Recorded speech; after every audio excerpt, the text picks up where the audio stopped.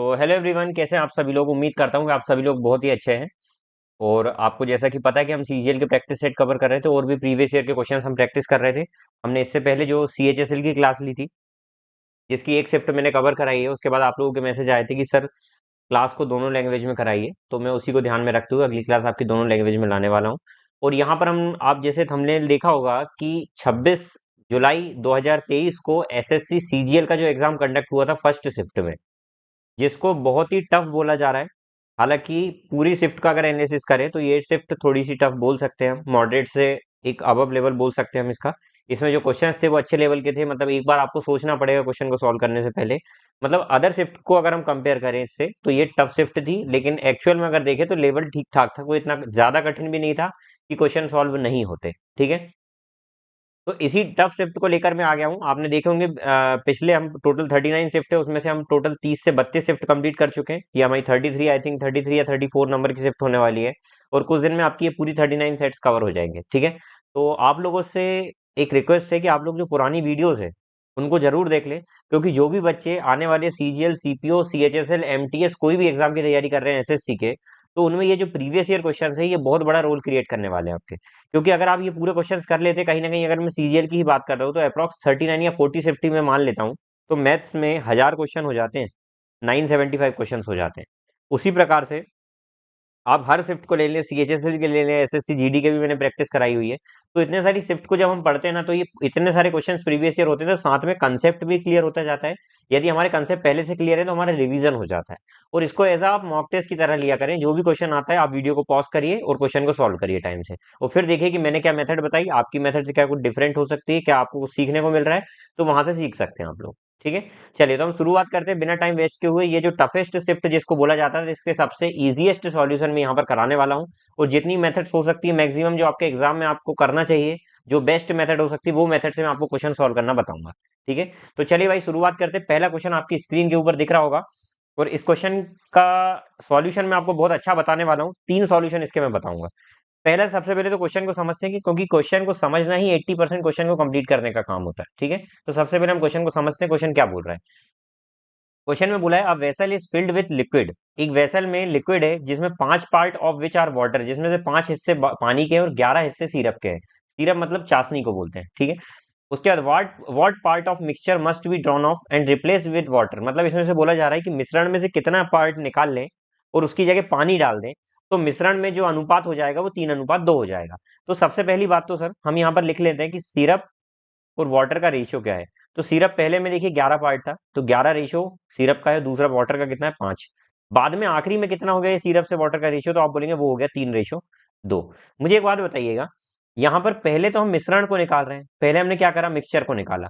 अच्छा, पहले मिक्सचर को निकाला और बाद में रिप्लेस किससे किया, तो रिप्लेस हम बोल रहे हैं कि हमने इसको वाटर से रिप्लेस किया। किससे रिप्लेस किया, वाटर से रिप्लेस किया। तो मुझे एक बात बताइए, यदि आपने फॉर एग्जाम्पल 5 लीटर मिश्रण निकाला और उसकी जगह 5 लीटर पानी ही डाल दिया, तो टोटल मिश्रण तो चेंज नहीं हो रहा ना, तो टोटल क्वांटिटी पे हमको काम करना पड़ेगा। तो सर यहाँ पर यदि मैं टोटल क्वांटिटी देखता हूँ तो यहाँ पर 16 हो रही है, 11 और 5 16, और यहाँ पर टोटल क्वांटिटी 5 हो रही है। तो मुझे टोटल को सेम बनाने के लिए मैं क्या करूंगा, इस पूरे में यदि मैं 5 का गुणा कर दूं तो ये 5 का गुणा होता है ये टोटल 80 बन जाएगा, और इसमें 16 का गुणा कर देता हूँ, मतलब ऐसा क्रॉस करने से क्या होता है, इक्वल बन जाता है। ठीक है, तो 5 का जब मल्टीप्लाई होगा तो ये हो जाएगा 55 रेशियो में 25, और नीचे क्या बन जाएगा, 16 3 सा 48 और 16 2 सा 32। ये रेशियो बन जाएगा। क्या बात समझ में आ गई। अब आप ध्यान से घूर कर देखिए, पानी 25 से 32 हो गया और सिरप 55 से 48 हो गया। मुझे एक बात बताइए, कि ध्यान से सुनिएगा, एक कंसेप्ट बता रहा हूं आपको। यहाँ पर मैं आपको बोलता हूं कि सिरप और पानी यहाँ पर कुछ लीटर दिए हुए हैं, मान लेते हैं 2:3 में इनका दिया हुआ है। एक अदर क्वेश्चन बता रहा हूँ, ये टोटल मिलकर 5 हो रहा है। ठीक है, मैं बोलता हूँ कि यदि मैं इसमें से 25% मिश्रण निकालता हूँ, 25% मिक्सचर निकालता हूँ, तो मैं आपसे ये पूछता हूँ कि यदि 25% मिक्सचर में निकाल रहा हूँ तो पानी कितने परसेंट निकलेगा। तो आप बोलेंगे सर पानी भी 25% निकलेगा और सिरप भी 25% निकलेगा। क्या इतनी बात समझ में आई। अच्छा, 25% का मतलब एक चौथाई हो सकता है क्या, तो या तो मैं बोल दूं एक चौथाई हिस्सा निकलेगा या 25%। उसी प्रकार से इसको मैं बोल सकता हूँ एक चौथाई, मतलब यदि एक चौथाई हिस्सा मैं टोटल का निकाल रहा हूं तो उतना ही हिस्सा पानी का भी निकलेगा और उतना ही हिस्सा सिरप का भी निकलेगा। समझ में आ गई बात। तो उसी प्रकार से सर यहाँ पर आपको बोला जा रहा है कि मिश्रण निकाला जा रहा है। तो मुझे एक बात बताइए, मिश्रण निकाला और पानी डाल दिया, जब मिश्रण हम निकाल रहे हैं ना, जब हम मिक्सचर को बाहर निकाल रहे हैं, तो मिक्सचर को बाहर निकालने से क्या चीज हो रही है, मिश्रण को बाहर निकालने से हो रहा है कि सर उसमें पानी और सिरप दोनों निकल रहे हैं बाहर, लेकिन जब हम पानी मिला रहे हैं तो वहां पर सिर्फ पानी मिला रहे हैं, सिरप नहीं मिला रहे हैं। तो एक बात बताइए, पानी के साथ दो बार छेड़खानी हुई है, किस तरीके से? जब हमने मिश्रण को बाहर निकाला तो साथ में पानी बाहर निकला, और फिर हमने पानी ही मिला दिया, तो पानी को एक बार निकाल रहे हैं फिर पानी को ही डाल रहे हैं। लेकिन सिरप भैया सिर्फ मिश्रण के साथ एक बार निकल गया, बाद में सिरप नहीं डाल रहे हैं, तो किसके साथ एक बार छेड़खानी हुई है? सिर्फ सिरप के साथ। तो जिसके साथ एक बार छेड़खानी, जिसके साथ एक बार ऑपरेशन हुआ, सिर्फ हमको उस पर ही काम करना है। तो सर यहाँ पर आप देखिए, सिरप की यदि मैं बात करता हूँ तो सिरप कितना निकला, तो आप बोलेंगे सर 7 निकला, कितने में से? 55 में से 7 निकला 55 में से। तो यदि इसको परसेंट में ले आना हो तो 100 का मल्टीप्लाई कर दो, और नहीं तो आप इसको बोल सकते हैं कि सर 7/55 पार्ट, 7/55 पार्ट यदि सिरप का निकला है तो उतना ही पार्ट पूरे मिश्रण का भी निकला होगा। तो हमारा आंसर 7/55 आ गया। ये है आपका पहला तरीका, यही है सबसे बेस्ट तरीका करने का। क्या बात समझ में आ गई? अब आपको मैं दूसरा इसका तरीका बताता हूं। यदि आपकी इच्छा ये होती है कि सर हम इस तरीके से इक्वल करना नहीं चाहते हैं, तो आप कैसे करेंगे? तो सिरप और वाटर का जो रेशियो था पहले, वो 11 से 5 था। बाद में कितना हो गया? तो आप बोलेंगे सर सिरप से वाटर का रेशियो बाद में 3:2 हो गया। ठीक है, मुझे एक बात बताइए, यदि इसमें से मैं निकाल देता हूं कुछ, मान लेते हैं हमने कि x लीटर निकाल दिया, मिश्रण निकाल दिया x लीटर, तो अब जो बचा होगा वो भी तो इसी अनुपात में बचा होगा ना, 11:5 में ही बचा होगा ना। और मैं मान लेता हूँ टोटल y लीटर बचा होगा टोटल। ठीक है, अच्छा बाद में ये कितना हो जा रहा है? 3:2 हो जा रहा है। तो मुझे बताइए कि ये y लीटर बचा, तो y लीटर किसका बचा? मैं बोलता हूँ कि यहाँ पर सिरप कितना बचा होगा, तो y लीटर में सर सिरप कितना है? तो आप बोलेंगे सर सिरप 11/16 हिस्सा है किसका? y का, इतना लीटर बचा। और यही लीटर तो सर यहाँ पर देखिए, सिरप सिरप तो चेंज नहीं होगा ना, क्योंकि एक बार मिश्रण निकालने के बाद अब मैं पानी मिला रहा हूँ, तो सिरप पे कोई फर्क नहीं आना चाहिए। तो सर ये y का जितना हिस्सा ये 11/16 हिस्सा है ना, उतना ही यहाँ पर भी होना चाहिए, 3/5। क्या होना चाहिए? क्या उतना ही परसेंटेज ही आना चाहिए। मतलब y का जो मैं निकालूंगा ना, जितना वही ये भी आना चाहिए। बस तो इसको सॉल्व करते हैं तो ये आ जाएगा 48/55। तो मुझे बताइए यहाँ पर y की वैल्यू कितनी आ गई? तो आप बोलेंगे सर 48/55 आ गई। तो सर ये 48/55 कब आई? निकलने के बाद आई। तो सर निकलने के बाद आई, इसका मतलब पहले कितना निकला होगा? तो आप बोलेंगे सर देखिए, 55 में से 48 बचा, मतलब 7 निकाल लिया होगा 55 में से, तो 7/55 यहाँ से निकला होगा। ये हो गया दूसरा तरीका। ठीक है, अब एक और तीसरा तरीका देखिए। आप बोलेंगे सर इतने सारे तरीके एग्जाम में याद रहेंगे क्या? भाई भाई मेरा मोटिव ये है कि आपको क्वेश्चन की क्लियरिटी हो। कंसेप्चुअल क्लियरिटी जब होती है ना, हमको पूरे कंसेप्ट अगर क्लियर होते हैं ना, तो एग्जामिनर क्वेश्चन को कितना ही घुमा ले, आप अच्छे से उसको सॉल्व कर लेंगे। और जब हम क्वेश्चंस को रटते हैं ना एक मेथड से, जब हमको उसकी क्लियरिटी नहीं होती है कंसेप्ट की ना, तब जाकर हम एग्जाम में उलझते हैं और हम बोलते हैं सर ये क्वेश्चन आते हुए भी हमको नहीं आया, गलत कर दिया। तो मैथ्स में रटने की गलती कभी भी मत करना, समझने समझने का काम करना, कंसेप्ट को समझना। जब क्लियरिटी रहेगी तो वहीं से आपको कॉन्फिडेंस भी आएगा, और आप दूसरी मेथड से भी उसको कर सकते हैं। अगर क्वेश्चन एग्जामिनर ने कुछ घुमाने की कोशिश भी करी, थोड़ा सा तोड़ मरोड़ के आपसे पूछा, तब भी आप कर पाएंगे। ठीक है, चलिए तीसरा तरीका देखिए। तीसरा मैं इसको मिक्सचर एंड एलिगेशन से बताता हूँ। किससे? मिक्सचर एंड एलिगेशन से। मिक्सचर एंड एलिगेशन क्या बोलता है भैया, कि पहले तो सर सिरप कितना है? तो आप बोलेंगे सिरप सर 11/16 है, ये है। अच्छा इसमें सिरप मिला कितना रहे निकालने के बाद, मतलब मिश्रण निकालने के बाद इतना बचा, अब मिला कितना रहे? तो आप बोलेंगे सर 0 मिला रहे हैं। मिलाने का काम तो 0 ही कर रहे हैं ना, क्योंकि मिलाने के बाद फिर बाद में आखिरी में मिश्रण के सिरप कितना बचा? तो आप बोलेंगे सर 3/5 बचा। तो इस हिसाब से यदि मैंने देखा रेशियो, तो यहाँ पर आ जाएगा 7/80, और यहाँ आ जाएगा 3/5। डिफरेंस ही तो लेते हैं, 5 से 16 बार में गया, तो ये 48/7 आ गया, 48/7 आ गया। तो मैं पूछता हूँ सर सिरप जो बाद में ये निकालने वाला सिरप है, ये कितना है? क्योंकि कहीं ना कहीं ये वाला देखिए, ये सिरप कौन सा है जो है प्रेजेंट में, तो ये टोटल वाली क्वांटिटी निकलती है ना। और ये कौन सा है जो मिला रहे हैं या निकाल रहे हैं? तो सर ये जो मिलाने वाला या निकालने वाला का काम हो रहा है ना, ये देखो ये भी टोटल से ही निकलता है ना। तो मिक्सचर एंड एलिगेशन में एक क्वालिटी होती है, ध्यान से सुनिएगा। एलिगेशन जब भी हम लगाते हैं, तो मैंने बोलता है कि मान लो दो प्रकार की चाय पत्ती मैं मिक्स कर रहा हूँ, तो मैं बोलता हूँ मान लीजिए 40 रुपए प्रति किलोग्राम की मिक्स कर रहा हूँ, और इधर भी 30 रुपए प्रति किलोग्राम की मिक्स कर रहा हूँ, और इस तरीके से कुछ रेट बन जाता है। तो यहाँ पर जो रेशियो आता है वो किसका आता है सर? यहाँ पर प्रति किलोग्राम था ना, तो ये पहले की टोटल क्वांटिटी यहाँ पर आती है, और बाद की टोटल क्वांटिटी बाद वाले की यहाँ आती है। उसी प्रकार से सर यहाँ पर जो टोटल आएगा उनका ही रेशियो यहाँ आएगा। तो सर ये 48 था, जिसमें से 7 का निकालने का काम किया जा रहा है, क्योंकि मैंने परसेंटेज आपको बताया था, जितना सिरप निकलेगा उतना ही टोटल निकल रहा होगा। तो सर यहाँ पर 7 निकल रहा है, मतलब 7 टोटल कितने में से? 48 और 7 55 में से। तो 48 7 55 में से ये निकाल रहा है, तो इससे भी कर सकते हैं। ठीक है, तो 3 तरीके बता दिए। आई होप कि आपको ये तीनों तरीके बहुत अच्छे से भेजे में से चले गए होंगे। ठीक है, चलिए अगर पसंद आया ये क्वेश्चन भाई, तो लाइक कर दो वीडियो को, पहली बार आए हो तो। ठीक है, अगर पसंद आता है तो। नहीं आता है तो लाइक करने की जरूरत नहीं है बिल्कुल भी। यदि आता है तो लाइक करिए, आप नहीं करेंगे तो मैं समझूंगा आपको समझ में नहीं आया, तो मैं कोशिश करूंगा नेक्स्ट टाइम से कि और अच्छे से समझाऊं आप लोगों को। ठीक है, चलिए अगला प्रश्न, क्वेश्चन आपकी स्क्रीन के ऊपर ये रहा, देवियों सज्जनों। There are two circle that touches each other, दो सर्कल है जो एक दूसरे को टच कर रहे हैं भैया, गलत बात है, फिर भी देख लेते हैं हम। दो सर्कल एक दूसरे को इस प्रकार से टच कर रहे हैं। Radius of first circle with centre O centre है जिसकी रेडियस है 12 सेंटीमीटर, और दूसरा दूसरा सर्कल है जिसकी रेडियस है 8 सेंटीमीटर, जिसका सेंटर है ए। ठीक है, find the length of direct common tangent BC. BC मतलब मान लेते हैं ये बी और सी है, तो आपको इसकी लेंथ निकालना है। जब भी दो सर्कल टच करते हैं तो वहां पर डायरेक्ट कॉमन टेंजेंट निकालने का जो फॉर्मूला होता है वो होता है 2 अंडर रूट में R1 R2। तो सर क्या हो जाएगा, 2 रेडियस 1 कितनी हो जाएगी 12 × 8, तो 12 8 से कितना होता है 96। 96 को मैं क्या लिख सकता हूँ, 16×6 = 96 लिख सकता हूँ।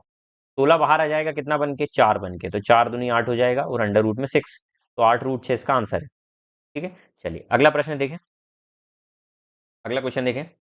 देखें आपकी स्क्रीन के ऊपर रहा, क्या बोल रहा है क्वेश्चन, ध्यान से देखिए। बोला है कि एबीसी ट्राइंगल में एक ट्राइंगल बना लेते हैं जिसका नाम क्या है भैया, A for apple, B for ball, C for बिल्ली, तो एबीसी इसका नाम है। ठीक है, आगे बोला है कि डीई पैरेलल है बीसी के, डीई पैरेलल है, ये वाली डीई साइड जो है वो पैरेलल है बीसी के। ठीक है, तो यहां जब भी ऐसा ट्राइंगल बनता है तो एक घंटी बजना चाहिए कि जब भी इस तरीके का ट्राइंगल बनता है, देखिए दो पैरेलल साइड्स होती है ना, तो इनके करस्पॉन्डिंग जो ये एंगल बनता है ना, ये हमेशा आपस में बराबर होता है।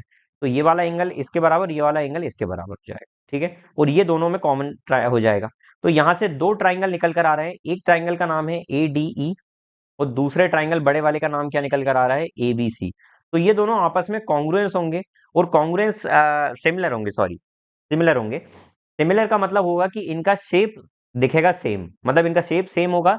और जब भी सिमिलर होते हैं तो करस्पॉन्डिंग साइड्स का रेशियो बराबर होता है। करस्पॉन्डिंग साइड का रेशियो मतलब क्या सर, यहाँ पर ए एंगल बराबर है तो इनके सामने की साइड मतलब क्या, डीई अपॉन में इसके सामने की साइड क्या, बीसी का रेशियो वही होगा जो इसकी, मान लीजिए डी एंगल लिया है तो इसका करस्पॉन्डिंग एंगल बी वाला था, तो इसके सामने की साइड का रेशियो इसके बराबर, तो वहां पर ए ई बराबर होगा ए सी के। उसी प्रकार से तीसरी करस्पॉन्डिंग साइड क्या हो जाएगी, ये वाली ए डी अपॉन में कितनी हो जाएगी, ए बी। इस तरीके से ये रेशियोज बराबर होंगे। तो इसी को ध्यान में रखते हुए हम यहाँ पर देखें तो डी दिया हुआ है 12 सेंटीमीटर, ये दिया हुआ है 12 सेंटीमीटर। दूसरा बीसी की लेंथ आपको निकालना है, कोई बात नहीं सर। एडी और डीबी दिया हुआ है, एडी कितना है 4, एडी है 4, डीबी कितना है 5, लेकिन हमको सर डीबी से मतलब नहीं, हमको तो बड़े ट्राइंगल से मतलब है, तो वो कितना मालूम है, 9 हो जाएगा, 4 और 5 9। तो सर बस पुट कर देते हैं यहाँ पर। देखिए एडी हमारे पास दिया हुआ है, एडी अपॉन में A B is equal to DE upon में करस्पॉन्डिंग साइड का रेशियो ले रहा हूँ बीसी, ये वाला देखो यहीं से लिया हुआ है। ये डी अपॉन में बीसी लिया और एडी अपॉन में ए बी लिया। ठीक है, चलिए तो एडी क्या है यहाँ पर, तो आप बोलेंगे सर एडी की वैल्यू दी हुई है 4, ए बी दिया हुआ है 9, वही रेशियो डीई और इनका भी होना चाहिए। ठीक है, तो कहीं ना कहीं आप देखें भैया 3 गुना है तो ये भी 3 गुना आना चाहिए, 27, तो 27 इसका आंसर आ जाएगा। या फिर पूरा सॉल्व करेंगे तब भी आपको आ जाएगा आंसर। ठीक है, चलिए अगला देखें, बड़ा ही सुंदर क्वेश्चन। जब भी इस तरीके का क्वेश्चन आता है ना भैया, जब भी अलजेब्रा में इस तरीके का क्वेश्चन आता है, तो हमको पहले तो देखिए आपको ये निकालने का तरीका क्या है सर, कि यदि आपके पास x प्लस 1/x हो तो आप इसकी मदद से x² प्लस 1/x² निकाल सकते हैं। इसका डायरेक्ट फॉर्मूला होता है, क्या होता है सर, यदि ये मान लीजिए k है तो ये हो जाएगा k² - 2, और यदि मान लीजिए यहाँ पर x माइनस 1/x k दिया हुआ है तो ये क्या हो जाएगा, ये हो जाएगा k² + 2। क्या बात समझ में आ गई, उम्मीद है कि ये बात आपको साफ हो गई होगी।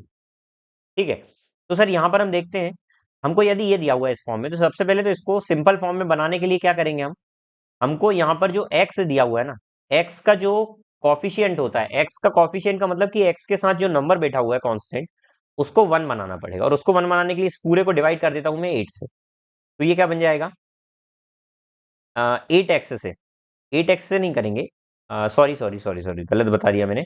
मैं ये बोल रहा हूँ यहाँ पर जो ये x बैठा हुआ है ना, सिंगल x, इसको रिमूव करना होता है, तो हम पूरे को डिवाइड कर देंगे x से। ठीक है, तो ये x² डिवाइडेड बाय x हो जाएगा, माइनस में 8x डिवाइडेड बाय x हो जाएगा, और माइनस में 1/x हो जाएगा, equal to 0 divided by x 0 ही हो जाएगा। तो सर यहाँ से ये कट कर हो जाएगा x -8 और माइनस में 1/x इज इक्वल टू 0। तो यहाँ से x माइनस 1/x कितना आ गया, 8 आ गया। समझ में आ गई बात, अगर ये आ गया तो सर हम ये फॉर्मूले का यूज करके ये निकाल सकते हैं, कितना हो जाएगा 8² + 2, तो कितना हो जाएगा 64 + 2, तो कितना हो जाएगा 66, तो 66 आंसर है। ठीक है, तो मुझे उम्मीद है कि ये क्वेश्चन भी आपको समझ में बहुत अच्छे से आ गया होगा, बहुत ही अच्छे से। देखें अब दिए गए चित्र में ओ वृत्त का केंद्र है, ओ वृत्त का केंद्र है, कोई बात नहीं, एओबी की वैल्यू दी हुई है 130 डिग्री, 130 डिग्री।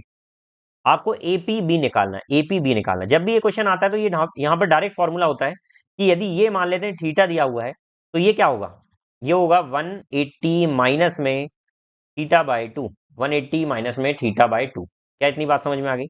अगर आपको इस तरीके से नहीं आता तो इसका दूसरा तरीका मैं आपको बता देता हूँ, ध्यान से सुनिएगा। दो रूल लग रहे हैं यहाँ पर। यदि मैं लिखता हूँ कि ये मान लीजिए 130 है ना, तो जो भी सरफेस पर यहाँ पर जो एंगल बनेगा ये इसका हमेशा आधा होता है, तो ये 65 हो गया। और यहाँ पर देखिए इस तरीके का ये ट्राइंगल बन रहा है, इस तरीके का एक अगर मैं यहाँ पर ये देख लेता हूँ तो मैंने ये वाला जो एंगल है ना ये 65 बोल दिया, क्योंकि करस्पॉन्डिंग दोनों पॉइंट का यूज करके यदि मैं सरफेस पर कोई पॉइंट बनाता हूं तो यहाँ पर एंगल इसका हाफ होगा, तो वो 65 डिग्री हो गया। हमको यदि ये वाला निकालना है तो आप ध्यान से इसको देखिए, अब एक पार्ट को देखिए ध्यान से आप। हाइलाइटर लेजर पॉइंट यूज करता हूं मैं, और ये वाला देखिए, मैं ये बोल रहा हूँ आपसे, इसको देखिए। ये ये ये और ये क्या बन रहा है, क्वाड्रिलेटरल बन रहा है। तो क्वाड्रिलेटरल और ये साइक्लिक क्वाड्रिलेटरल है, मतलब सर्कल के अंदर है। तो साइक्लिक क्वाड्रिलेटरल की प्रॉपर्टी ये होती है कि अपोजिट एंगल्स जो होते हैं ना उनका सम हमेशा 180 डिग्री होता है। तो यदि ये 65 हो गया तो सर इसको 180 बनाने के लिए इसको 115 होना पड़ेगा। तो यही हमारा आंसर है। तो दो तरीके मैंने बता दिया आपको, या तो आप डायरेक्ट फॉर्मूला याद रख लीजिए, और अभी खुदा ना खास्ता आप एग्जाम में यदि फॉर्मूला भूल जाते हैं तो ये तरीका आप लगाइएगा। ठीक है, चलिए आगे चलते हैं। 4 digits number A B B A is divisible by 4। 4 number दिए हुए हैं जो ए बी बी ए हैं, जो 4 से डिवाइड होते हैं, 4 से डिवाइड होते हैं। आपको निकालना कि ऐसे कितने नंबर पॉसिबल है। ध्यान से सुनिएगा, इसको करने से पहले आपको एक छोटा सा पॉइंट आना चाहिए कि किसी भी संख्या को यदि 4 से डिवाइड कराना है, या कोई भी संख्या यदि 4 से पूरी तरह डिवाइड होना चाहती है, तो उसके आखिरी दो अंक 4 से डिवाइड हो जाए तो वो नंबर 4 से डिवाइड हो जाएगा। ठीक है, तो अब सबसे पहले तो बात ये है सर, तो हम मान लेते हैं सर हमको बी ए नंबर निकालना है बस, और बी बड़ा है ए से, ये आपको दिख रहा है यहाँ पर। तो अब ए क्या क्या हो सकता है, देखो सबसे पहले तो ए जीरो हो सकता है क्या? तो आप बोलेंगे सर जीरो क्यों नहीं हो सकता? अगर ये जीरो हुआ तो यहाँ पर ये बी ए नंबर, यहाँ पर शुरू वाला नंबर जीरो आ जाएगा। तो ये 2 डिजिट नहीं, 3 डिजिट, 4 डिजिट नहीं, ये 3 डिजिट का ही नंबर रह जाएगा। और हमारे से क्वेश्चन में क्या बोला, 4 अंक की संख्या है। तो ए कभी भी जीरो नहीं हो सकता, ए कभी भी वन नहीं हो पाएगा, क्योंकि 4 से डिवाइड होने वाले की लास्ट डिजिट 1 कभी भी नहीं आती है, 3 कभी भी नहीं आती है, 5 कभी भी नहीं आती, 7 कभी भी नहीं आती, 9 कभी भी नहीं आती। तो इतनी डिजिट्स नहीं हो पाएगी ए की। तो ए की क्या डिजिट हो सकती है? तो आप बोलेंगे सर ए 2 हो सकता है। तो सर 2 हो जाएगा तो बी कितना लूं, इससे बड़ा लेना पड़ेगा। तो इससे बड़ा मैं 3 ले सकता हूं, तो आप बोलेंगे बिल्कुल ले सकते हैं। तो पहला नंबर मैंने मान लिया 32 हो सकता है। अच्छा दूसरा, अगर मैं ए को 2 ले लूं तो अगला उसका 4 ले सकता हूँ क्या? 42, 42 4 उससे नहीं कटेगा, 4 से नहीं कटता 42। तो मैं 5 लूंगा, 52 कट जाएगा, 52 बिल्कुल 4 से कटता है। उसके बाद यदि मैं 2 के साथ 6 लूंगा तो नहीं कटेगा 4 से, 7 लूंगा तो बिल्कुल कट जाएगा। उसके बाद 2 के साथ में 8 लूंगा तो नहीं कटेगा, 9 लूंगा तो बिल्कुल कट जाएगा। तो इतने नंबर 2 से फॉर्म हो गए। अब 2 के बाद अगला डिजिट में क्या ले सकता हूँ? 4। अच्छा 4 के साथ क्या ले सकता हूँ सर? इससे अगला बड़ा नंबर लूंगा। सेम नहीं कर सकते। तो आप बोलेंगे सर 5 लेंगे तो 5 कट जाएगा क्या? नहीं कटेगा, तो 6 कटेगा। 64 कटता है 4 के टेबल में। अच्छा 74 कटेगा क्या? अगर मैं 7 लिखूंगा तो कटेगा क्या? 74 भी नहीं कटता 7 के टेबल में। तो मैं इसके साथ क्या ले सकता हूँ? आप बोलेंगे सर 84 ले सकते हैं। अब उसके साथ 4 के साथ क्या ले सकता हूँ? 9। 9 तो आएगा ही नहीं। क्यों? क्योंकि 94 भी 4 के टेबल में नहीं आता है। तो यहां से ये कहानी खत्म। अच्छा 4 के बाद 5 तो लूंगा लूंगा नहीं, 6 लूंगा। अच्छा 6 के साथ क्या आ सकता है? तो आप बोलेंगे सर 6 के साथ यहाँ पर 7 आ सकता है। पर 76 क्या कटेगा? तो बिल्कुल कटेगा। आप 76 देखिए, 4 वन 4, 3 यहाँ, 4 9 36 पूरा कटेगा। उसके बाद 6 के साथ में अगला नंबर क्या ले सकता हूँ? 8 ले सकता हूँ। 8 कटेगा क्या 4 से? बिल्कुल भी नहीं कटेगा, तो इसलिए 8 नहीं ले सकता हूँ। 9 ले सकता हूँ क्या? 9 बिल्कुल लूंगा, 96 कट जाएगा। ठीक है, अब आगे फिर लूंगा मैं 8, क्योंकि देखिए 7 ले नहीं सकते, 8वां नंबर लूंगा। अच्छा 8 के साथ अगला नंबर क्या होना चाहिए? 9 ही हो सकता है। वो 9 लेने पर ये कटेगा ही नहीं, तो ये नहीं हो सकता। तो कितने नंबर फॉर्म हुए? 1 2 3 4 5 6 7 8, टोटल 8 नंबर काउंट हुए। क्या बात समझ में आ गई? थोड़ा सा बुद्धि का इस्तेमाल करना था, इसलिए मैंने स्टार्टिंग में बोला था कि शिफ्ट टफ नहीं है। शिफ्ट टफ बिल्कुल भी नहीं है, बस थोड़ी सी मेहनत की जरूरत है, थोड़ा सा आपको ध्यान से देखना है। अब ये जो क्वेश्चंस होते हैं ना, ये रट कर नहीं आते। इसके लिए आपको कॉन्सेप्चुअल क्लियरिटी होना चाहिए कि 4 का डिविजिबिलिटी रूल क्या होता है, किस तरीके से हम डिवाइड करके इनको सॉल्व कर सकते हैं। ठीक है, चलिए अगला क्वेश्चन देखिए भैया, बड़ा ही सुंदर क्वेश्चन है, इसको स्टार लगा लेना, इसमें भी एक समझने वाली बात है। पहली चीज तो ये कि सर सबसे पहली चीज एक समझिए कि जब भी एक्स स्क्वायर प्लस 1/x² दिया हो इक्वल टू के, और आपको x प्लस 1/x निकालना हो, तो उसका तरीका क्या है? के में 2 जोड़िए और अंडर रूट कर दीजिए। क्या बोला मैंने, के में 2 जोड़िए और अंडर रूट कर दीजिए। और यदि इसकी जगह आपको x minus one upon x निकालना है तो आप क्या करिए, के में 2 माइनस करिए और अंडर रूट कर दीजिए। तो सर इसका यूज करके यहाँ पर इसका जो फॉर्मूला होता है ना, एक्स की और 4 माइनस वन अपॉन एक्स की और 4 निकालना है, तो इसको यदि मैं ओपन करूंगा तो आप इसको ऐसा लिख सकते हैं, ए प्लस बी ए माइनस बी। तो ए प्लस बी और इंटू में ए माइनस बी। मैं बार बार इधर देख रहा हूँ, आप लोग मुझे क्लास में देख रहे होंगे कि सर बार बार इधर देख रहे हैं। एक्चुअली में क्या है, मैं जहाँ पर बैठकर आपकी क्लास रिकॉर्ड कर रहा हूँ यहाँ पर अभी राइट नाउ, मेरे ही साइड में मेरी बालकनी है, ठीक है। और उस बालकनी में मैंने पक्षी के लिए कुछ रख दिया था, तो वो बार बार वहाँ खाने आ रहा है। वो देख रहा है कि ये क्लास ले रहा है, उस टाइम में मैं खा लेता हूँ, वो फटाक से खाकर भाग जाता है, ठीक है। तो मैं बार बार मेरा ध्यान वहां पर जा रहा है, ठीक है। तो ये फोटो क्लिक करके मैं अभी आपके साथ शेयर करूंगा, आप देख सकते हैं, ठीक है। चलिए, तो देखते हैं यहाँ पर क्लास में। तो मैंने बोला इसको मैं अगर ब्रेक करके लिखूंगा तो इस तरीके से लिख सकता हूँ, इसको और मैं फर्दर ब्रेक करूंगा तो ये क्या हो जाएगा, फर्दर ब्रेक करूंगा तो ये हो जाएगा x plus one upon x और फिर x minus one upon x हो जाएगा। तो कहीं ना कहीं यदि ये निकालना है मुझे तो इन सबको निकालूंगा, मेरा आंसर आ जाएगा। अच्छा, तो देखिए ये तो डायरेक्ट दिया हुआ है तो 6 लिख दिया मैंने, इनटू में x plus one upon x क्या हो जाएगा। तो सर ये निकालने के लिए क्या करेंगे, के प्लस 2 का अंडर रूट, मतलब 6 प्लस 2 का अंडर रूट कर दूंगा। तो क्या हो जाएगा, 6 प्लस 2 का अंडर रूट कर दूंगा, तो ये आ गया। दूसरा, x minus one upon x, तो क्या हो जाएगा, क्या हो जाएगा यहाँ पर के माइनस 2, मतलब क्या, 6 माइनस 2 का अंडर रूट, 6 माइनस 2 का अंडर रूट, ये हो जाएगा। अब यहाँ पर एक बात बहुत ध्यान से समझना, आप लोग एक चीज को इग्नोर कर रहे हैं और इसी के कारण आप लोगों का इसका आंसर गलत आएगा। इस चीज में, इस चीज को हल्के में मत लेना। जो लोग मैथ से समझ कर पढ़ते हैं ना, वो इस चीज का मतलब आपको जरूर बताते भी हैं और आप लोग भी सीखते हैं। और जो लोग रटते हैं ना, वो इसका मतलब नहीं बताते, इसको इग्नोर कर देते हैं। बहुत इंपॉर्टेंट बात ये है भाई, जब भी कोई नंबर, देखिए इसका मतलब है कि ये नंबर जो एक्स है ना, ये 0 से 1 के बीच में है। दुनिया का कोई भी नंबर यदि 0 से 1 के बीच में है, इसका मतलब वो पॉइंट में है। ये बात तो क्लियर हो गई। और 0 से 1 के बीच में होने का मतलब ये है, देखिए मैंने बोला कि यदि कोई नंबर है, मान लीजिए 2, तो इसका अगर मैं इनवर्स करूंगा, इनवर्स मतलब होता है 1/2 करूंगा, तो वो इससे हमेशा छोटा आएगा। ये बात मानते हो। लेकिन यदि मैं कोई नंबर लेता हूं 0.5 और इसका यदि मैं इनवर्स लिखता हूं 1/0.5, तो इसको मैं अगर सॉल्व करके लिखूंगा तो ये 2 बन जाएगा। आप देखिए, ये पॉइंट हटाकर ऊपर 0 बढ़ाएंगे, 5 1 5 2 2 बन जाएगा। तो इसको देखकर आपको एक घंटी बजी कि पॉइंट वाला नंबर का इनवर्स करने पर हमेशा वो नंबर इनवर्स वाला बड़ा आ जाता है। तो सर आपको यहाँ पर एक बात ध्यान रखना है कि जब भी कोई नंबर 0 से 1 के बीच में बिलोंग करता है, तो उस नंबर का इनवर्स हमेशा उससे बड़ा हो जाता है। तो सर यहाँ पर यदि मुझे ये नंबर निकालना है एक्स, तो एक्स नंबर मान लीजिए कुछ भी हुआ, लेकिन उसका इनवर्स करूंगा तो वो उससे बड़ा आएगा हमेशा। और अगर बड़े नंबर को मैं छोटे नंबर में से बड़े नंबर को माइनस करूंगा तो आंसर हमेशा माइनस में ही आना चाहिए, क्योंकि रूट वाले नंबर प्लस माइनस में आते हैं, लेकिन इस केस में आंसर सिर्फ माइनस में आएगा। तो प्लस वाले में तो कोई इश्यू था ही नहीं, तो इसका आंसर फाइनल निकल कर माइनस में आ रहा है। तो बस यही पॉइंट था जिसके कारण आप लोगों का आंसर प्लस का 24√2 आ रहा था, जो कि आंसर आना चाहिए आपका माइनस का। ठीक है, तो ये हो जाएगा 8 और ये माइनस का अंडर रूट 4, 4 को मैं बाहर लिख दूंगा तो 2 आ जाएगा। तो 6 इंटू में यहाँ पर ये 4 बाहर आएगा तो 2√2 आ जाएगा, और इंटू में -2 आ जाएगा, तो कितना हो जाएगा, माइनस, एक सेकंड, कहीं गलत कर दिया क्या मैंने, 8, 8 जब बाहर आएगा तो कितना हो जाएगा,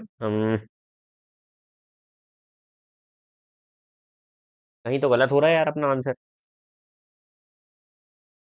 अपन ने ये लिख दिया 6, बिल्कुल सही है ये। अंडर रूट, ये तो सही है ना, +2 ऐड करूंगा अंडर रूट बन जाएगा, हाँ ये भी सही है, ये भी सही है। तो 6 + 2, तो अंडर रूट 8 हो जाएगा, 8 बाहर 2 बनकर आएगा तो 2√2 हो गया, और 6 -2 हो जाएगा तो ये 4, 4 को मैं बाहर लिखूंगा तो ये -2 बन जाएगा। 6 2 = 12 = 24, सही तो बन रहा है 24√2। ठीक है, तो आपका 24√2 ये आंसर हो गया। ठीक है, अगला क्वेश्चन देखें, आपकी स्क्रीन के ऊपर रहा। क्या बोल रहा है कि एक नाव 8 घंटे में धारा धारा के विपरीत 20 किलोमीटर और धारा की दिशा में 44 किलोमीटर जाती है। ठीक है, उसके बाद 5 घंटे में वह धारा के विपरीत दिशा में 15 किलोमीटर और धारा की दिशा में 22 किलोमीटर जाती है। तो स्थिर जल में नाव की चाल ज्ञात करें। सबसे पहले तो एक कंसेप्ट, नाव की स्पीड बी मान लेते हैं और करंट की स्पीड सी मान लेते हैं, और अपस्ट्रीम स्पीड यू मान लेते हैं, डाउन स्ट्रीम स्पीड डी मान लेते हैं। अपस्ट्रीम मतलब ये होता है कि धारा के विपरीत, और डाउन स्ट्रीम मतलब ऐसा, डाउन स्ट्रीम मतलब धारा के साथ। ठीक है, तो अपस्ट्रीम स्पीड निकालने का तरीका क्या है, अपस्ट्रीम स्पीड अगर निकालना है आपको, बस ये फॉर्मूले ध्यान रखिएगा, लास्ट में काम आएंगे इसलिए बता रहा हूं। तो अपस्ट्रीम स्पीड यदि आपको निकालना है, तो बोट और करंट की स्पीड को, सॉरी अपस्ट्रीम बोल रहा हूं, यदि आपको बोट की स्पीड निकालना है, यदि अपस्ट्रीम और डाउन स्ट्रीम का यूज करके, तो आपको इन दोनों का सम करके डिवाइड बाय 2 कर देना है। दूसरा, यदि करंट की स्पीड निकालना है तो आपको इन दोनों का डिफरेंस लेकर डिवाइड बाय 2 कर देना। ये तरीका होता है निकालने का। और बोट अपस्ट्रीम स्पीड का मतलब होता है नाव और धारा एक ही दिशा में जा। अपस्ट्रीम का मतलब एक दिशा में नहीं होता है, अपोजिट जाना। मतलब यहाँ पर जो इसका आंसर आएगा वो बोट माइनस करंट आएगा, और इसका जो आंसर आएगा वो करंट प्लस बोट आएगा। ये दोनों आए, ठीक है, स्पीड का। चलिए अब यहाँ पर देखते हैं कि एक बोट 20 किलोमीटर अपस्ट्रीम जा रही है। अच्छा, स्पीड का फॉर्मूला क्या होता है? डिस्टेंस अपॉन में टाइम होता है। तो यहाँ पर सर 20 किलोमीटर जा रही है, मतलब डिस्टेंस अपॉन में कितने की स्पीड से जा रही है। यदि टाइम निकालना है तो डिस्टेंस अपॉन में स्पीड हो जाएगा। तो ये डिस्टेंस हो गई, अपॉन में स्पीड कितनी से जा रही है? 20 की स्पीड से जा रही है, नहीं अप स्ट्रीम स्पीड से जा रही है। फिर अगला 44 किलोमीटर वो डाउन स्ट्रीम स्पीड से जा रही है, और इस तरीके से उसको टोटल 8 घंटे का समय लग रहा है। ठीक है। उसके बाद दूसरी कहानी बोल रहा है कि यदि वो 15 किलोमीटर अप स्ट्रीम जाती है और दूसरा 22 किलोमीटर डाउन स्ट्रीम जाती है, तो उसको यहाँ पर 5 घंटे का समय लग रहा है। तो यहाँ पर पहला तरीका, इतनी बड़ी इक्वेशन को सॉल्व करने से बेस्ट ये है कि आप अगर थोड़ा सा बुद्धि लगाकर हिट एंड ट्रायल लगा दे तो अपना आंसर आ जाएगा। यहाँ पर 44 देखकर और यहाँ पर 22 देखकर मेरे दिमाग में घंटा बजना चाहिए कि सर यहाँ पर ये 11 से कटने वाला नंबर होना चाहिए। तो यदि मैं इसको 11 मान लेता हूँ तो ये 11 इसको 4 बार में काट देगा, तो 4 आ जाएगा ये। और इसको भी 4 बनाने के लिए, क्योंकि 8 घंटे लाना है ना, तो इसको 4 बनाने के लिए मैं क्या करूंगा, ये 5 मान सकता हूँ। तो 5 से ये 4 बार में जाएगा, तो 4 + 4 8 हो जाएगा। लेकिन यदि मैं इसकी जगह यहाँ पर इसको भी 11 मानता हूँ तो 11 दूनी 22 हो गया, और इसको अपन ने 5 माना था तो 5 से 15 हो गया। तो ये दोनों सेटिस्फाई हो गए। मतलब यहाँ से इक्वेशन सेटिस्फाई हो गई कि डाउन स्ट्रीम स्पीड 11 है, अप स्ट्रीम स्पीड 5 है। तो डाउन स्ट्रीम और अप स्ट्रीम स्पीड आ गई, तो बोट की स्पीड डायरेक्ट हम निकाल सकते हैं। बोट क्या हो जाएगी, अप स्ट्रीम और डाउन स्ट्रीम को जोड़कर डिवाइडेड बाय 2 करेंगे तो आंसर कितना आ जाएगा, 8 आ जाएगा। तो यहाँ से तो ये आंसर आ गया। लेकिन मैं आपको इसका एक और तरीका बताता हूँ, ध्यान से सुनिएगा। ये तो हो गया आपका हिट एंड ट्रायल, लेकिन अगर आपको हिट एंड ट्रायल से अगर नहीं आ पाया एग्जाम में तो आप क्या करेंगे, ठीक है? तो वो तरीका बता देता हूँ, ध्यान से देखिएगा ना। डाउन स्ट्रीम स्पीड में क्या होगा, ध्यान से देखिएगा। ठीक है, determine the speed of boat in still water. मैं ये बोलता हूँ कि कुछ देर के लिए जो अपनी दो इक्वेशन बनी थी ना, क्या बनी थी? 20 किलोमीटर अप स्ट्रीम जा रहा है प्लस 44 किलोमीटर डाउन स्ट्रीम जा रहा है, और इस प्रकार से उनको 8 घंटे का समय लग रहा है। और दूसरा 15 किलोमीटर अप स्ट्रीम जा रहे हैं और दूसरा 22 किलोमीटर डाउन स्ट्रीम जा रहे हैं, और इस प्रकार से उनको 5 घंटे का समय लग रहा है। मैं आपसे ये बोल रहा हूँ कि ये जो 1/u है ना, कुछ देर के लिए 1/ अप स्ट्रीम को u मान लो और 1/ डाउन स्ट्रीम को d मान लो। तो यहां से इक्वेशन बदल जाएगी, 20u plus 44d is equal to 8, और यहाँ पर हो जाएगा 15u plus 22d is equal to 5। अब मैं इसको सॉल्व करता हूँ इक्वेशन को, इस पूरे में 2 का मल्टीप्लाई कर देता हूँ तो ये 44 बन जाएगा। फिर माइनस करता हूँ तो ये आ जाएगा, माइनस करने पर -10 अप स्ट्रीम, ठीक है। और ये माइनस करेंगे तो जीरो हो जाएगा, इक्वल टू में माइनस का 5 to 10 2 आ जाएगा, तो यहाँ से ये कट जाएगा। तो अप स्ट्रीम आ जाएगा यहाँ से 1/5, और हमने अप स्ट्रीम को तो अपोजिट माना था। तो u अगर 1/5 आ गया तो हमको तो सर 1/u निकालना है ना, इसको अपोजिट में कर दूंगा क्योंकि देखो मैंने इनवर्स माना था। तो यहाँ से अप स्ट्रीम सीधी सी बात है 5 आ गया। यदि अप स्ट्रीम 5 आ गया तो यहाँ पर पुट करिए एक्चुअल वाली में, तो 5 से ही कट जाएगा 4 बार में, तो इसको भी 4 लाने के लिए 11 होना चाहिए। तो सर यहाँ से अप स्ट्रीम 5 आई थी तो डाउन स्ट्रीम यहाँ से 11 आ गया, तो अब इसमें अप्लाई कर सकते हैं। तो क्या ये इक्वेशन सॉल्व करने का तरीका समझ में आया भाई? तो जब भी आपको हिट एंड ट्रायल काम नहीं करता है तो इस तरीके को आप फॉलो कर सकते हैं। इसको मैंने लगा कर देखा, ये हर जगह फॉलो हो रहा है, ठीक है। चलिए आप लोग इसको ट्राई करके जरूर देखिएगा, ठीक है। चलिए अगला देखते हैं क्वेश्चन। 9th क्वेश्चन देखिए। 9th क्वेश्चन में दिया हुआ है कि 4 पुरुषों का कार्य 6 महिलाएं के कार्य के बराबर है। 4 पुरुषों मतलब 4 मैन का वर्क जो है वो 6 वुमेन के बराबर है। और दूसरा बोला है 4 वुमेन का वर्क जो है, 4 वुमेन का जो वर्क है वो बराबर है 6 बॉयज के। तो यहाँ पर इन दोनों का इस्तेमाल करके सबसे पहले तो मैं सर रेशियो बनाता हूँ। तो मैन से वुमेन का जो काम का रेशियो आ जाएगा वो आ जाएगा 3 से 2, और वुमेन से बॉय का अगर मैं रेशियो निकालूंगा तो वो आ जाएगा 3 से 2। अगर इन दोनों को मैं बराबर कर देता हूं तो हमने रेशियो एंड प्रोपोर्शन में सीखा था, मेन वुमेन और बॉय को अगर मैं बराबर रेशियो लाता हूं तो यहाँ पर वुमेन 2 है और यहाँ पर वुमेन 3 है, तो 3 का मल्टीप्लाई इधर कर दो, 2 का पूरा इसमें कर दो। तो 3 3 9, 3 2 6 और 2 2 4 किया जाए। तो यहाँ से इन तीनों का ये एक्चुअल रेशियो आ गया, ठीक है। अब यहाँ पर बोला कि in how many days can work will be finished by a man and by a woman. लेकिन यहाँ पर एक पॉइंट बोला है कि a boy can finish the work in 60 days. तो टोटल वर्क निकल जाएगा, बोल रहा है कि एक बॉय 60 एक बॉय काम को 60 दिन में कंप्लीट करता है और बॉय की क्षमता कितनी है 4, तो सर टोटल वर्क कितना हो जाएगा 4 के हिसाब से 60 दिन में काम कंप्लीट हो रहा है, तो ये टोटल वर्क हो गया। हमको निकालना है कि इसी टोटल वर्क को एक बॉय और एक महिला मिलकर, सॉरी एक मेन और एक वुमेन मिलकर कितने दिन में करेंगे, तो एक महिला और एक पुरुष से मिलकर कराना है, तो 9 + 6 से मिलकर कराना है हमको, 9 + 6 से मिलकर, तो 15 4 जा 60, तो 4 4 जा 16, तो 16 दिन में ये काम कंप्लीट होगा। ठीक है, चलिए अगला प्रश्न देखें।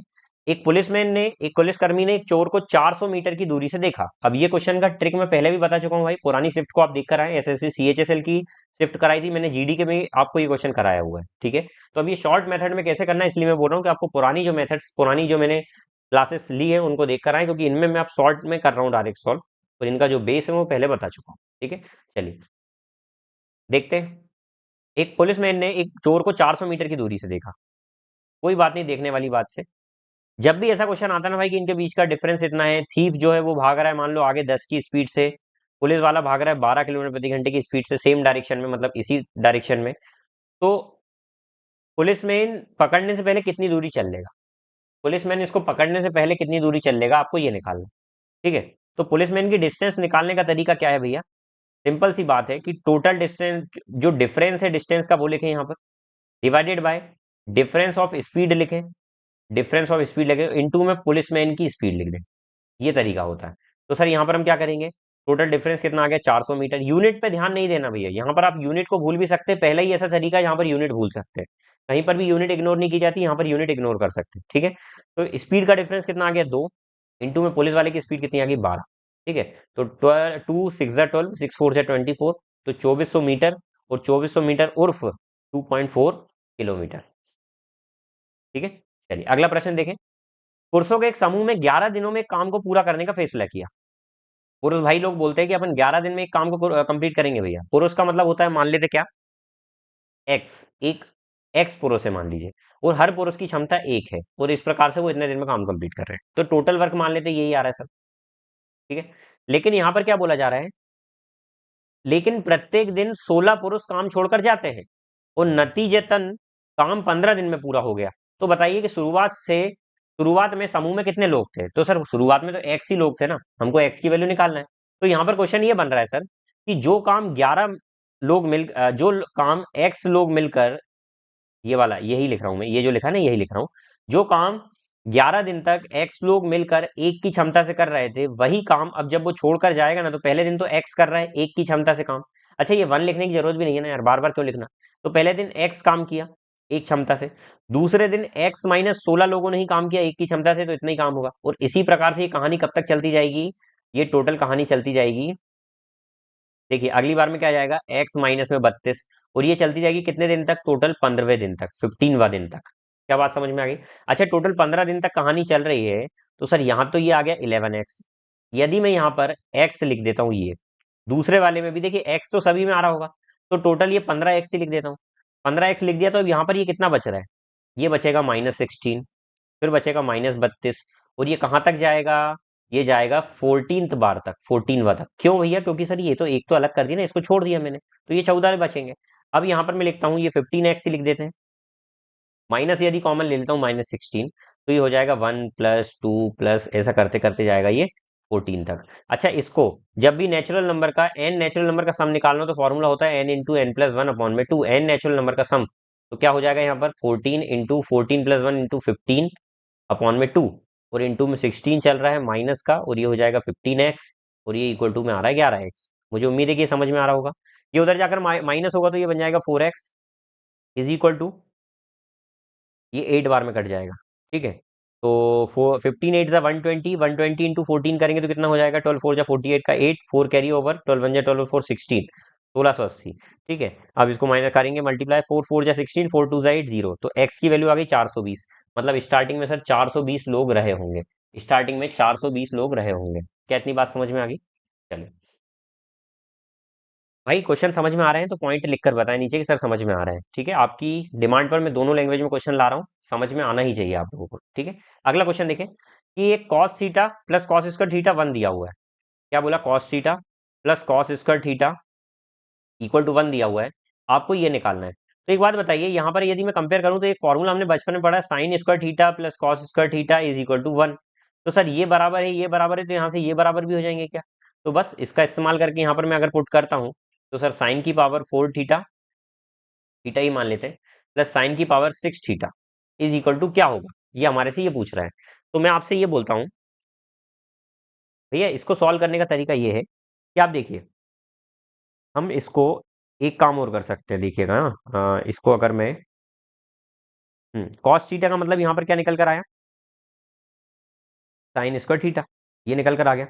मैं बोलता हूँ यहाँ पर, ये तो रहने दीजिए साइन की पावर 4 थीटा, ठीक है, एक second, sign square theta, sine square 4 theta.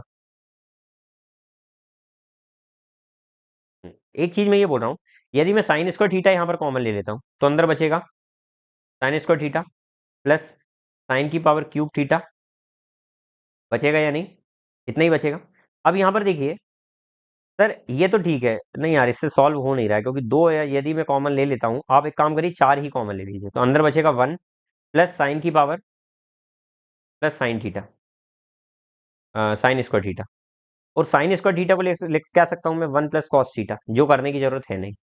थोड़ा सा लंबा पड़ रहा है, इसकी दूसरी मेथड मुझे लगना चाहिए, लगाना चाहिए, वो ज्यादा काम आएगी। क्या कर सकते हैं कि इसमें शॉर्ट हो जाए ये क्वेश्चन? लॉन्ग मेथड से तो हम कर ही सकते हैं, लेकिन शॉर्ट मेथड मुझे लग रहा है कुछ हो सकती है इसकी। Sine cube cos square square दो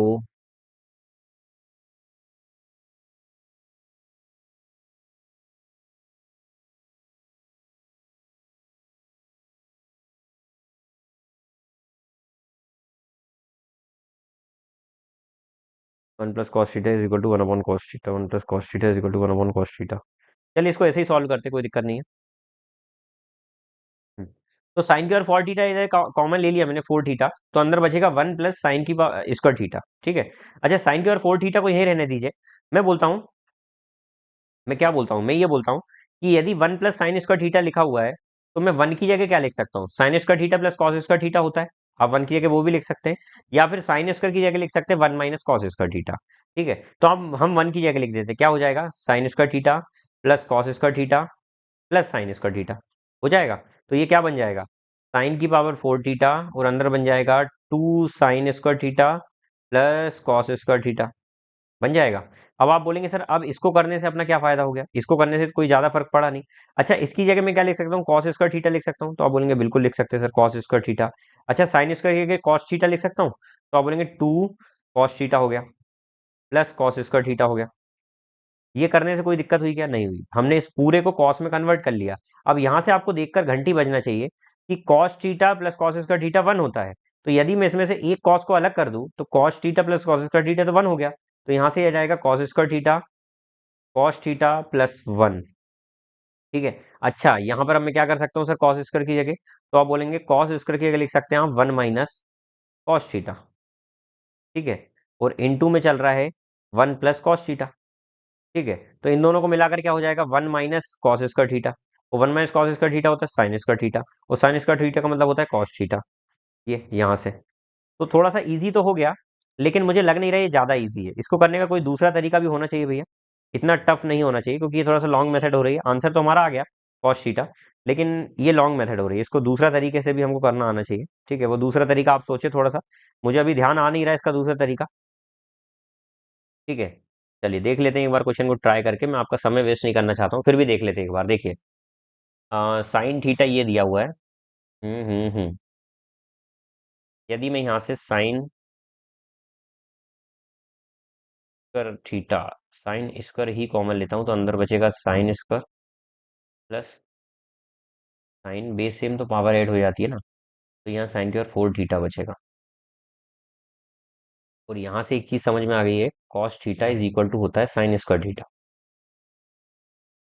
ओ अरे, बिल्कुल इजी मेथड आ गई समझ में, देखिए बिल्कुल इजी तरीका आ गया यहाँ पर।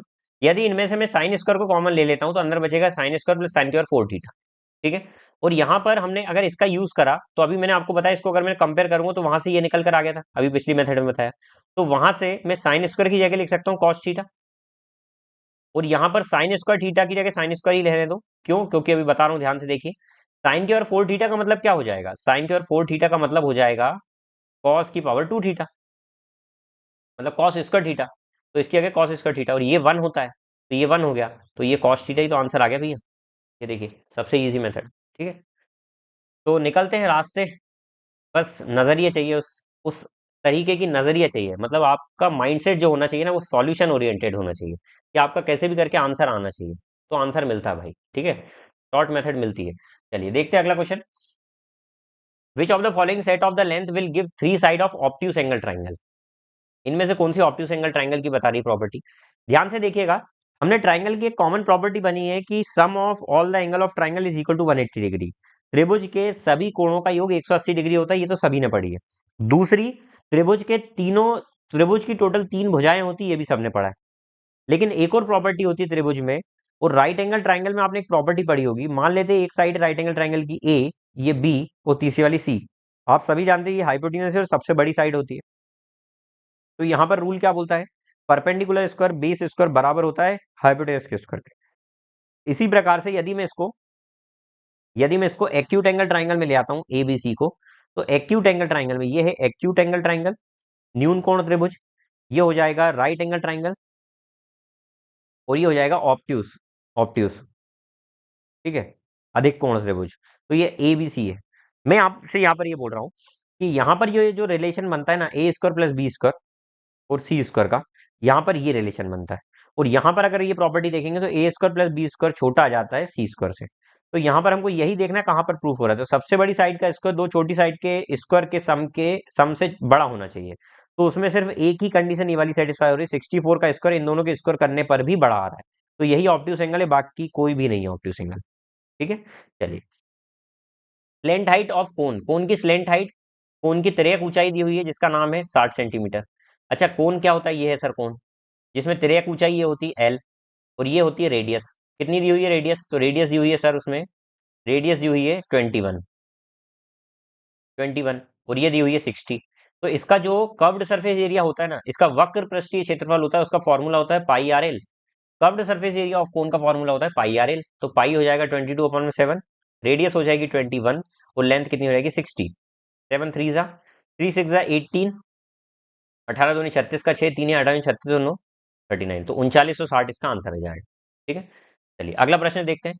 यहाँ पर 4 7 28, 7 जब माइनस होगा तो ये पूरा 1 बन गया, तो इससे कोई मतलब नहीं, ये पूरा खत्म। 39 से जब डिवाइड किया तो ये पूरा 45 बार में जाएगा, तो 45 माइनस 2 43 हो जाएगा। इजी क्वेश्चन था। What was the average India's GDP over the year 1992 to 1995? इन 4 ईयर में इसकी एवरेज जीडीपी क्या रही? तो एवरेज निकालने का फॉर्मूला क्या होता है? सम अपॉन में टोटल। तो सम निकालते हैं सबसे पहले। 5 और 10 15, 15 और 12 27, 27 और 10 37, तो हो गया 37। और पॉइंट में क्या आ रहा है भैया? तो पॉइंट में आ रहा है 7, 7 नहीं, ये 70 होगा एक्चुअली में। 70 और 15 85, 85 और 16 101, 101 और 22 123, 123 23 146, 146 से 152, 182, तो 82 यहाँ आ जाएगा और 1 यहाँ आ जाएगा, तो कितना हो जाएगा 38.82। और 4 में डिवाइड करना है, तो कितने बार में जाएगा? 4 9 से 36 भैया, 9 और 9 से तो बड़ा ही आ रहा है। 9 से 36, 4 6 4 7 से 28, 97 मतलब 9.7, मतलब ये 10 के ही अप्रॉक्स आ रहा है। ठीक है, चलिए अगला प्रश्न देखें। अच्छा, इसमें पॉइंट में तो नहीं बोला था ना? हाँ, नियरेस्ट इंटीजर। इसकी वैल्यू तो देखिए, ये कॉसेक 30 हम लोग सभी लोग जानते हैं ये 2 होता है, और कॉस 60 हम जानते हैं 1/2 होता है। ये तो याद होना ही चाहिए भैया, तो 3/2 यहाँ से आंसर आ जाएगा। ठीक है, तो ये इजी क्वेश्चन थे। ये देखिए, ये भी अच्छा क्वेश्चन है। एक चोर कोई सामान चुराता है और 20 किलोमीटर प्रति घंटे की चाल से भागता है। 6 मिनट बाद एक पुलिसकर्मी अपराध स्थल पर पहुंचता है और तुरंत चोर के पीछे भागना आरंभ करता है। ध्यान से सुनिएगा, यहां पर मान लीजिए चोरी हुई भैया, ये चोरी का स्पॉट है, और ये चोर भागने लगा। चोरी होने के 6 मिनट बाद तो पुलिसमैन आया भैया सोते हुए। 6 मिनट बाद, वैसे जल्दी आ गए, 6 मिनट में आते नहीं है पुलिस वाले, 6 घंटे बोलते तो सही होता। तो 6 मिनट में पुलिस वाले आ गए भैया। पुलिस वाले के आने के बाद चोर ने भागना, चोर तो पहले ही चोरी करके भाग गया ना, वेट थोड़ी करेगा कि पुलिस आ रही है मैं उसके साथ भागूंगा साथ में, है ना? ऐसा कोई कंपटीशन तो चल नहीं रहा है, वो पहले ही भाग लिया। तो 6 मिनट में जितनी देर में पुलिस आई ना, तब तक चोर भाग चुका था, और चोर भाग रहा था 6 मिनट से। और चोर जैसे ही पुलिस पहुंची स्पॉट पे, देखकर तुरंत चोर के पीछे भागने लगी। मतलब वहां पर रुकने में समय खराब नहीं किया उनने। ठीक है, ये अच्छी बात थी। तो पुलिस यहाँ पर खड़ी है, चोर यहाँ पर खड़ा है, लेकिन चोर भैया जो थीफ है ना चोर, ये 6 मिनट से भाग रहा था। चोर की स्पीड दी हुई है 20 किलोमीटर प्रति घंटे, मतलब 20 किलोमीटर 60 मिनट में चोर जा रहा है। एक बात बताइए, यदि 60 मिनट में 20 किलोमीटर जा रहा है, तो 6 मिनट में कितना जाएगा चोर? तो आप बोलेंगे सर 2 किलोमीटर जाएगा, क्योंकि 6 मिनट से ही तो भाग रहा था। तो कहीं ना कहीं चोर ने 2 किलोमीटर की दूरी तय कर दी भैया इतनी देर में, जितनी देर में पुलिस वाले को आने में समय लगा। मतलब इनके बीच की दूरी कितनी होगी? 6 किलोमीटर की। अब क्या होता भैया, पुलिसकर्मी द्वारा चोर को पीछा करने के बाद 24 मिनट बाद दोनों के बीच की 400 मीटर का अंतर बचता है। अब देखो, पुलिस वाला भाग रहा है, चोर भी भाग रहा है, लेकिन 24 मिनट के बाद देखा जाता है कि जो 2 किलोमीटर का अंतर था ना, अब वो सिर्फ 400 मीटर का बचा। मतलब इनने कितना 1600 मीटर कवर कर दिया, क्योंकि 2 किलोमीटर का मतलब कितना होता है? 2000 मीटर। ठीक है, तो 1600 मीटर इनने कवर कर दिया। तो एक बात बताइए, जब चोर पुलिस एक ही दिशा में भाग रहे हैं, तो वहां पर सापेक्ष गति, रिलेटिव स्पीड काम करेगी। चोर की स्पीड मान लेता हूँ x किलोमीटर प्रति घंटे। ठीक है, वो पुलिस की चोर की स्पीड है 20 किलोमीटर प्रति घंटे, और पुलिस की x मान लेता हूँ, तो यहाँ पर रिलेटिव स्पीड क्या हो जाएगी? तो आप बोलेंगे x-20, और x-20 हो जाएगी। और यहाँ पर स्पीड कितनी निकल रही है? तो आप बोलेंगे सर 1600 दूरी इनने कवर कर दी दोनों ने मिलकर, कितनी देर में? 24 मिनट में। 1600 मीटर की डिस्टेंस कवर कर दी 24 मिनट में। चलिए, मिनट को ले आने के लिए 60 का डिवाइड, तो ये घंटे में चलेगा, ये घंटे में चलेगा। और मीटर को आर में, सॉरी, हाँ, मीटर को किलोमीटर में ले आने के लिए 1000 का डिवाइड, तो ये किलोमीटर, किलोमीटर में चलेगा। ठीक है, चलिए, तो काट और पीटी 1 2 3 से ये 3 जीरो कट गए, 6 4 जा 4 4 जा, तो यहाँ से x की वैल्यू कितनी आ जाएगी? 24 किलोमीटर प्रति घंटे। तो चोर की स्पीड, पुलिस की स्पीड 24 आ रही है, तो सर 24 दी हुई है, तो ये दोनों आंसर कैंसिल। इतनी बात समझ में आ गई? चलिए, तो पहला तो ये समझ में आ गया कि सर इनके बीच का ये अपना आंसर आ गया 24। पूरा रब कर रहा हूँ। दूसरा बोला था उसने, स्पीड तो निकल गई 24, पुलिस की स्पीड कितनी आ गई? 24। ठीक है, और दूसरा चोर की थीफ की स्पीड कितनी है? तो आप बोलेंगे थीफ की स्पीड है 20 किलोमीटर प्रति घंटे। उसके बाद बोला गया है कि at what distance from the spot of crime would policeman catch. भैया तो एक बात बताइए, इनके बीच की दूरी कितनी थी? तो आप बोलेंगे सर 2 किलोमीटर की दूरी थी। अच्छा, मैंने आपको अभी डिफरेंस वाला फॉर्मूला बताया है कि पुलिसमैन पकड़े जाने से पहले कितना डिस्टेंस भागेगा। तो यहाँ पर डिफरेंस मैंने आपको क्या बोला? ऊपर आएगा difference of speed, difference of distance, नीचे आएगा डिफरेंस ऑफ स्पीड, और इनटू में आ जाएगा पुलिसमैन की स्पीड। यही निकालते हैं। अभी पिछला क्वेश्चन इसी प्रकार से बताया मैंने, देख कर आओ उसको। तो पुलिसमैन की क्या हो जाएगी? डिफरेंस हो जाएगा 2 किलोमीटर का, डिफरेंस स्पीड का डिफरेंस 4 हो जाएगा, देखिए, तो पुलिसमैन की स्पीड 24 हो जाएगी। तो 4 6 जा 24, 6 2 जा 12, तो 12 किलोमीटर पुलिस भागेगी। तो ये आंसर हो गया हमारा। ठीक है, तो मुझे उम्मीद है कि ये क्वेश्चन बहुत अच्छे से समझ में आया होगा। अगला क्वेश्चन देखिए, एक दुकानदार अपना माल 18% की छूट देकर बेचता है। कोई बात नहीं सर, 18% की छूट देता मतलब डिस्काउंट 18% का दे रहा है, फिर भी वे 30% का लाभ कमाता है, फिर भी उसको प्रॉफिट हो जाता है 30% का। तो सर इन दोनों का यूज करके सीपी और एमपी में एक रिलेशन होता है भैया। ये होता है 100 माइनस डिस्काउंट परसेंट, और ये होता है 100 प्लस या माइनस प्रॉफिट या लॉस। लॉस है तो माइनस, प्रॉफिट है तो प्लस। तो यहां से हम इन दोनों का रेशियो निकाल सकते हैं। तो आप बोलेंगे सर कैसे निकलेगा रेशियो सीपी और एमपी का? Just a minute. हाँ, तो सीपी और एमपी का कैसे निकलेगा रेशियो? तो यहाँ पर सीपी आ जाएगी सर 100 माइनस में डिस्काउंट कितना? 18, और यहाँ पर प्रॉफिट हो रहा है 100 प्लस में 30, तो ये हो जाएगा 90 नहीं 82, से रेशियो बन जाएगा 130। क्या बात समझ में आ गई? अच्छा, इन दोनों को मैं डिवाइड कर सकता हूँ, लेकिन डिवाइड करूंगा नहीं। क्यों? आगे उसने बोला कि 12% का अगर वो डिस्काउंट देता है मार्क प्राइस पर, तो उसको कितना प्रॉफिट हो रहा है। सर मार्क प्राइस पर यदि 12% का देना है, तो इसका 12% कैसे निकालेंगे? ध्यान से देखिएगा। इसका 10% तो हो जाएगा 13, 10% तो हो जाएगा 13, प्लस 10% का 1% हो जाएगा 1.3, तो 2% हो जाएगा 2.6, तो टोटल इसका 15.6 पर 6 हो जा रहा है 12%। तो इतना अगर डिस्काउंट 15.6 में से घटाऊंगा, तो वो कितना हो जाएगा? 114.4 हो जाएगा। मतलब 82 की चीज को इतने में बेच रहा है। तो 18 और 4 22 10 32, तो कितने के प्रॉफिट में बेच रहा है? 32.4 के प्रॉफिट में बेच रहा है 82 पर। वो परसेंट में जाने के लिए 100 का मल्टीप्लाई, सुन सा बसुन, प्यार की धुन, और एक जीरो बढ़ा दिया। 82 के टेबल में कितने बार में जाएगा? तो 82 थ्री जा पूरा जा रहा है। एक बार बताइए, 82 के टेबल में 4 बार में अगर मैं पढ़ दूंगा ना, तो 328 आ रहा है, और ये थोड़ा सा ही उससे कम है। तो 40 से तो आंसर थोड़ा सा ही कम आएगा, तो 40 से कम में ये भी नहीं आएगा, ये तो बहुत ज्यादा कम है, ये ज्यादा हो गया 40, तो एक ही कम आंसर आ रहा है ये। तो या तो आप सॉल्व करके देख सकते हैं, नहीं तो सॉल्व नहीं करना है। Approximation is the best way to solve such type of question. ठीक है, चलिए, तो मुझे उम्मीद है कि आपको समझ में आ गया होगा। अगला प्रश्न आपकी स्क्रीन के ऊपर बड़ा सुंदर है। Which of the following is least. अब इसका इंग्लिश का हिंदी में नहीं दिया तो इसके लिए कोई दिक्कत नहीं है भाई, इसमें एक लाइन का क्वेश्चन है कि इसमें से कौन सा लीस्ट परसेंट है। ठीक है, चलिए तो अगर मैं यहां पर देखता हूं 12% यदि निकालना है तो इसका 10% हो जाएगा 62.5, और 2% यदि मुझे निकालना है तो ये हो जाएगा 12, 12.5। इन दोनों को जोड़ता हूं मैं तो 64, 74, 74 और 75 के समथिंग आ जाएगा, 75 आ जाएगा। इसका अगर मैं 15% निकालता हूं तो 10% हो जाएगा 55.5, प्लस 5% निकालता हूं मैं तो हो जाएगा 27.75 के समथिंग। तो अगर हम इसको देखेंगे ना तो भैया ये भी 75 से ऊपर ही आ रहा है, तो मतलब ये तो लीस्ट नहीं हो रहा है। इसका 10% 72, तो अभी तक तो सर सबसे लीस्ट ही यही है। इसका 9% निकालूंगा तो 10% हो जाएगा 84, 9% उससे थोड़ा सा ही कम आएगा। तो 9% भी अगर निकालना है तो 9 5 या 45 का 5 4 या 9 4 36 और 4 40 का 0 4 या 9 8 72 और 4 72 और 4 76 के समथिंग। तो भैया ये भी नहीं आ रहा है सबसे छोटा, तो ये भी नहीं हो जाएगा। तो हमारा आंसर ये ही जाएगा। तो सबसे लीस्ट कौन सा है, ये है भैया। ठीक, चलिए अगला प्रश्न देखें। Ravi initially used 20% of his monthly income. Ravi जो है वो अपनी इनकम का 20% सेव करता है, बाकी खर्च करता है। मान लेते 100 इनकम है, 20 सेव कर रहा है तो 80 खर्च कर रहा है। Recently his monthly income was raised bye 25%। उसकी मंथली इनकम 25% बढ़ गई, मतलब कितनी हो गई, 125 हो गई। His nominal saving also went up by 5%। उसकी नॉमिनल जो सेविंग है वो भी 5% बढ़ गई। 5% बढ़ने का मतलब ये 21 हो गई। तो what percentage of his present nominal income does recent, अब रवि सेव, मतलब रवि अब कितना सेव कर रहा है। तो रवि भैया 21 सेव कर रहा है। 125 में से परसेंट में जाने के लिए 100 का मल्टीप्लाई करेंगे। 25 5 जा, 25 4 जा, तो 4 1 जा 4, 4 2 जा 8, 5 से डिवाइड करेंगे तो 5 16 जा 0.8, तो 16.8% इसका आंसर आ जाएगा। ठीक है, चलिए मुझे उम्मीद है कि आपको ये समझ में आ गया होगा। अगला प्रश्न देखें। If population of state B and C 6000 each, B की भी पॉपुलेशन 6000 है और सी की भी पॉपुलेशन 6000 है, तो बोला then what is the total number of female below poverty line. मतलब बिलो पॉवर्टी लाइन आपने देखा ना, बीपीएल कार्ड सुना होगा, मतलब गरीबी रेखा से नीचे वाली महिलाएं कितनी है वो निकालना है आपको। तो सर टोटल बी और सी में जो पॉपुलेशन है वो 6-6 हजार है दोनों में। ठीक है, 1 मिनट रुकिएगा। तो 6000 ईच आ गया। यहाँ पर देखो बीपीएल का मतलब मैंने बता दिया, बिलो पॉवर्टी लाइन। तो हमको यहाँ पर टोटल पॉपुलेशन दी हुई है। If the population of B और सी की पॉपुलेशन 6-6 हजार है। अब यहाँ पर बिलो पॉवर्टी लाइन से नीचे वाले लोग कितने हैं, तो सर 13%।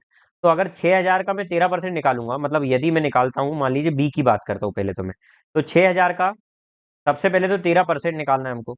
उसका 13% निकालते ही हम कहाँ पहुंच गए, बिलो पॉवर्टी लाइन पे पहुंच गए, मतलब गरीबी रेखा में आ गए। अब ये लोग गरीबी रेखा वाले हैं। अब उसमें से भी महिलाएं कितनी है, तो बिलो पॉवर्टी लाइन की जो महिलाएं हैं वो कितनी है, तो सर आप देखेंगे यहाँ पर तो महिलाएं 5/13, कितना टोटल 13 में से 5 हिस्सा, तो टोटल 5/13 महिलाएं हैं। ये हो गई बी। अब अगला कौन बोल रहा है, सी का।